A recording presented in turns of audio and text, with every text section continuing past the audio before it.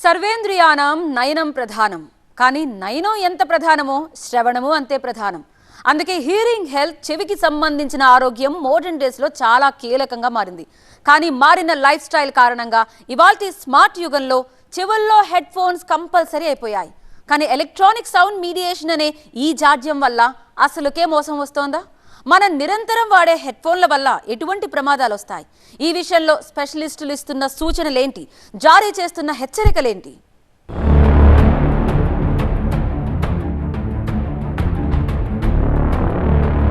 కొందరు స్టైల్ కోసం, మరికొందరు టైం పాస్ కోసం, ఇంకొందరు అయితే తప్పదు కాబట్టి ప్రొఫెషన్ కోసం.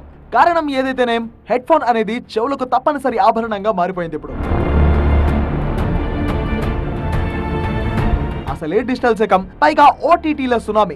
కంటెంట్ ని ఎంజాయ్ చేయాలంటే హెడ్ ఫోన్లు లేదా ఇయర్ ఫోన్స్ వాడకం కంపల్సరీ అయిపోయింది. ఇంట్లో ఉన్నా, ఇంటి బయటకు వచ్చినా, జర్నీలు చేస్తున్నా, ఆఫీస్లో ఉన్నా, ఆఖరికి బాస్తో మీటింగ్ లో ఉన్నా, చివరాఖరుకు స్కూల్లో, కాలేజీల్లో కూడా ఈ ఇయర్ ఫోన్స్ వాడకం అనేది ఒక వేలం బెర్రిగా కొనసాగుతోంది. ఇలా విచ్చలవిడిగా ఇయర్ ఫోన్స్ వాడడం మంచిదేనా? మన ఆరోగ్యంపై వీటి ప్రభావం ఎంత?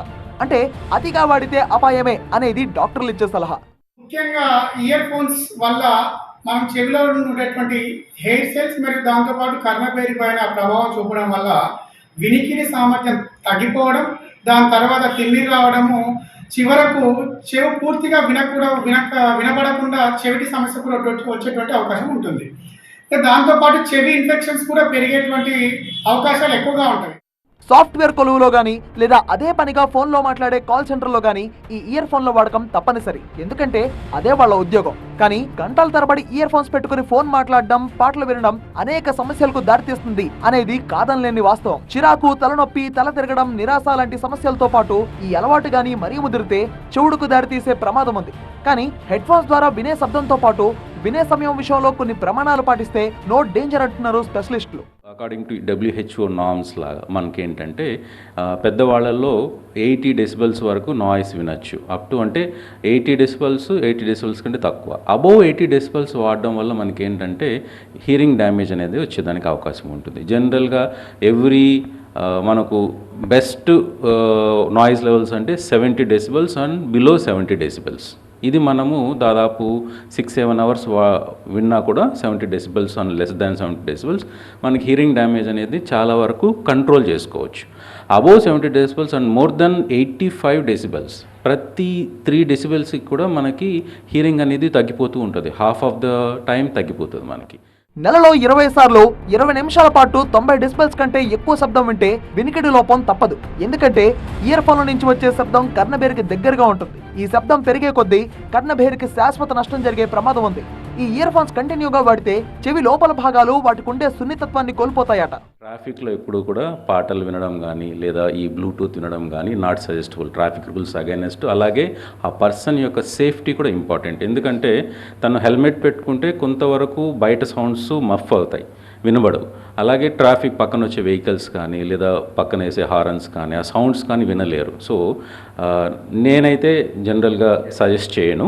కానీ కొంతమంది వాడే వాళ్ళల్లో సౌండ్స్ అనేవి మనకు ఇయర్ పెయిన్ వస్తుంది అనమాట. సో ఎక్కువ నాయిస్ ఎక్స్పోజర్ అయినప్పుడు లేదా ఎక్కువ డెసిబెల్స్ మనం వింటున్నప్పుడు. పెద్ద శబ్దాల వల్ల మాత్రమే కాదు, ఎక్కువ సమయం ఇయర్ ఫోన్లు వాడకం వల్ల కూడా నాయిస్ ఇండ్యూస్డ్ హియరింగ్ లాస్ జరగొచ్చట. పెద్ద శబ్దాలు తరచుగా వింటే చెవి లోపలి కాక్లియా భాగంలో సెల్స్ దెబ్బతింటాయని, దీనివల్ల చెవిలో గానీ తలలో గానీ విచిత్రమైన శబ్దం వినిపిస్తుందని, సాధారణ శబ్దానికి కూడా ఓవర్గా స్పందించడం అనే హైపర్ సిక్నెస్ వ్యాధి సోకుతుందని హెచ్చరిస్తున్నారు డాక్టర్లు. ఈ వెనికిడి నరం ఉంటుంది మనకు, ఇన్నర్ ఇయర్ నుంచి బ్రెయిన్ సప్లై చేసే, దాని మీద ఏదైనా ట్యూమర్ లాంటివి ఉన్నా, ఆటో ఇమ్యూన్ డిసీజెస్ ఏదైనా ఉన్నా కానీ, sudden loud exposure of noise ఏదైనా ఉన్నా కానీ పాసిబుల్ కాజెస్ అనమాట. మోస్ట్లీ ఇడియోపతిక్ అండి. రెండవ కాన్సెప్ట్ మీరు అడిగినట్టు హెడ్ ఫోన్స్ అనేవి జనరల్గా ఈ మధ్య సాధారణంగా అందరూ యూజ్ చేస్తున్నారు. బ్లూటూత్ అని హెడ్ ఫోన్స్, ఇలా హెడ్ ఫోన్స్ వాడేటటువంటిది. జనరల్గా ఈ వైర్ కనెక్టెడ్ హెడ్ ఫోన్స్ అనేది చెవిలో పెట్టుకున్నప్పుడు ఏదైనా మనకి లౌడ్ నాయిస్, కాన్స్టెంట్గా లౌడ్ నాయిస్ ఏది వాడినా కూడా ఒక పరిమితంగా వాడితే మంచిదండి. ఇప్పుడు చాలామంది 2 ఇయర్లు ఇలా పెట్టేసుకుని వాడుతుంటారు అనమాట. సో రోజుకు గంటకు మించి ఇయర్ ఫోన్లు వాడకూడదు అనేది అల్టిమేట్ హెచ్చరిక. ఇయర్ బడ్స్ కంటే హెడ్ ఫోన్లు బెటర్ అనేది మరో సలహా. హెడ్ ఫోన్ల నుంచి వచ్చే శబ్దానికి కర్ణబేరికి మధ్య ఎక్కువగా గ్యాప్ ఉంటుంది కనుక చెవిపై పెద్దగా ప్రభావం ఉండదు. చెవి నొప్పి, తలనొప్పి, అలసట వంటి లక్షణాలు కనిపిస్తే ఇయర్ ఫోన్స్ ని పక్కన పెట్టేయడం చాలా బెటర్. వర్క్ ఫ్రమ్ హోమ్ నుంచి వర్క్ చేయడం కావచ్చు, కొన్ని స్కూల్స్, కొన్ని కాలేజెస్ ఇంటి నుంచి చదువు చెప్పడం, ఇంటి నుంచి క్లాసెస్ వినడం లాంటివి జరుగుతుంది. అలాంటి వాళ్ళకి ఈ హెడ్ ఫోన్స్ నుంచి మనం బయటపడే అవకాశం ఉంది. ఇయర్ మఫ్స్ ఉంటాయి అన్నమాట, కంప్లీట్గా ఇయర్ని ఇలా బ్లాక్ చేస్తుంటాయి. ఇలా బ్లాక్ చేసే వాటిలో మనం జనరల్గా ఈ కొంతవరకు సేఫ్ వరకు, కాకపోతే మన వాల్యూమ్ కూడా నేను ఇదివరకు చెప్పినట్టు 70 డెసిబెల్స్కి లోపల మనం వాల్యూమ్ని పెట్టుకుంటే వైరల్ ఇన్ఫెక్షన్ సోకకుండా టీకాలు వేయించుకోవడం, చెవిని ఎప్పటికప్పుడు శుభ్రంగా ఉంచుకోవడం లాంటివి కూడా వినికిడి లోపం నుంచి కాపాడతాయి మనల్ని. చెవిలో ఏదైనా సమస్య తలెత్తితే సొంత వైద్యం కాకుండా డాక్టర్ దగ్గరికి వెళ్ళడం, వినికిడి పరీక్ష చేయించుకోవడం, వినికిడి లోపం ఎంతుందన్న లెక్క తేలిన తర్వాతనే దానికి సరైన ట్రీట్మెంట్ తీసుకోవడం ముఖ్యం. సర్వేంద్రియానం, శ్రవణం కూడా ప్రధానమే అనే మాటను గుర్తు చేసుకోవడం మరీ ముఖ్యం.